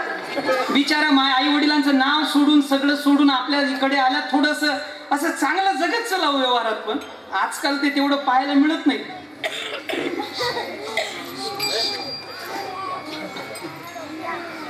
ते 10 वाजले तरी शांत बसत. त्यांचं कसं लहान लेकराचं. जगातला 1 नंबरचा विनोद सांगू का, स्त्रियांच्या बाबतीत आहे. एका खोलीत 2 स्त्रिया 5 सेकंद गप्प बसल्या. याच्यासारखा जगात विनोद नाही. ज्याला कळाला त्यालाच कळालं. बाकीच्यांनी महाप्रसाद घेऊन घरी जावं. स्तुती यांचं कौतुक करता आलं पाहिजे साहेब. ते माझ्या मित्राचं नवीन लग्न झालं. लग्न नवीनच असतं. माझ्या मित्राचं नवीन लग्न झालं. ते म्हणे महाराज 6 महिने झाले आमचे दररोज भांडण आहेत. म्हटलं मग काही नाही म्हणे, काहीतरी औषध सांगा. म्हटलं ठीक आहे बाबा. घरी गेल्यानंतर यांचं कौतुक थोडी स्तुती करायची. बिचारा फार राबतात रे, दिवसभर काम करतात. घरात 1 मिनिटही शांत. त्याने ठरवलं घरी गेल्यानंतर स्तुती करायची. नेमकं घरी गेला, हातपाय धुतले, तिने ताट वाढलं, जेवायला बसलं. ती बाजार आमटी असते बघ. जेवायला बसलं. जेवल्यानंतर त्याने ते आमटी घेतली. पहिल्यांदाच घास घेतला. घास घेतलं की त्याच्या लक्षात आलं महाराजांनी सांगितलं आज भांडणं करायचे नाही. 6 महिने झाले आपले भांडण गोंधळ सुरू आहे. आज भांडणं करायचे नाहीत. मग त्याच्या लक्षात आलं स्तुती करायची. मग त्याने आता स्तुती कधी करावी हे पण कळायला पाहिजे. मग त्याने सुरू केलं म्हणे वा वा वा काय भाजी आहे वा अशी 1 नंबर. क्या हे बघ एक नंबर. अशी जीवनात खाल्ली नाही. 30 वर्षाचं वय झालं. अजिबात काय पाहिजे. आता याने मध्ये शांत बसून ब्रेकच दाबला नाही. स्तुती करायची मध्ये थांबलाच नाही. तिने घेतलं एक लाकडून लागली पाठीमागे. तो आला माझ्याकडे धावत म्हणे महाराज काय तुमची औषध चुकली. म्हटलं औषध नाही, घेण्याची पद्धत चुकली असेल. म्हटलं झालं काय. म्हणे ऑफिसवरून घरी आलो, जेवायला बसलो, तिची स्तुती करत होतो. मग ती काय म्हटली. ती म्हटली मेल्या दररोज मी करते त्याला काहीच नाही. आजच शेजारीच्या घरून भाजी आणली. तुला लय कौतुक कधी करावं हे पण कळायला पाहिजे. पण खरंच माता मंडळींनी चांगलं म्हटलं. एकदा खरंच जोरदार टाळा वाजवा. परत ऐकायचं का फक्त एकदा. थोर प्रेमाचा भुकेला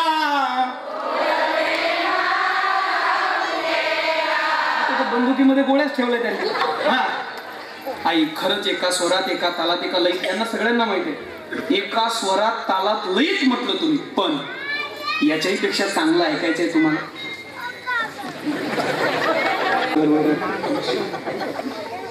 तयार. थोर प्रेमाचा भुकेला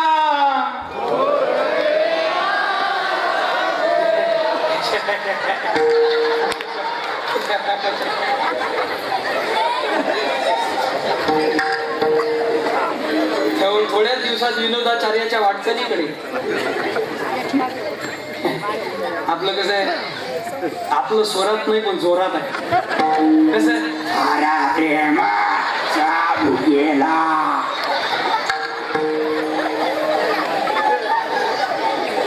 एकदा खाली बसलेल्या सर्वांनी म्हणा, माता पुरुष सर्वांनी, हाची दुष्काळ तयाला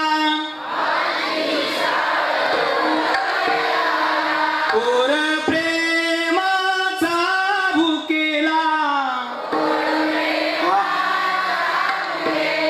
हाची दुष्काळ तयाला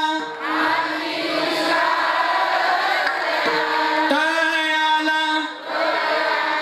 तयाला तयाला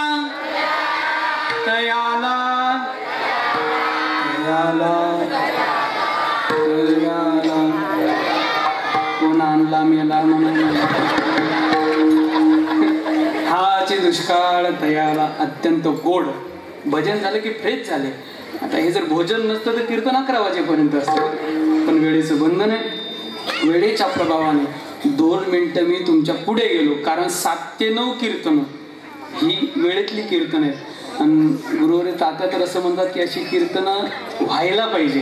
का ज्या ज्या तरुणांनी, मला वाटतं याच वर्षी आपण 7 ते 9चं नियोजन केलंय, नक्कीच्या सर्व तरुणांसाठी जोरदार टाळ्या वाजवा.